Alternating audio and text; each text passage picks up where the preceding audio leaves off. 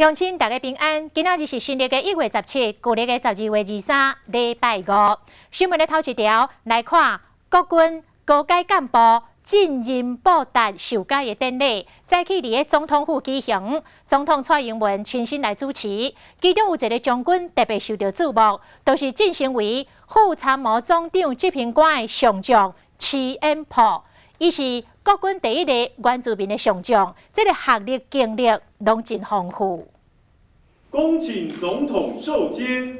总统蔡英文连任后头一场国军干部晋升的授戒典礼，蔡总统亲身替晋升上将的徐延波授戒，重申国防安全的重要。看见我们国军对国土主权寸步不让、民主自由坚守不退的决心，所以我希望未来徐上将能够秉持初衷，为国家贡献更多的心力。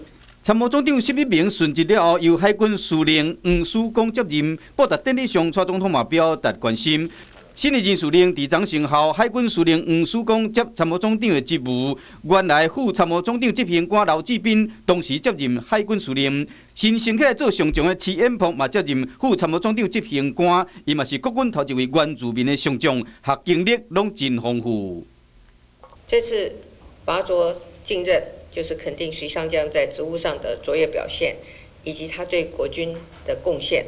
这也代表徐上将在未来将要扛起更大的责任。在连任后，蔡总统一日去拜访各国军单位，展现对国防的重视，嘛伫过年前替国军加油。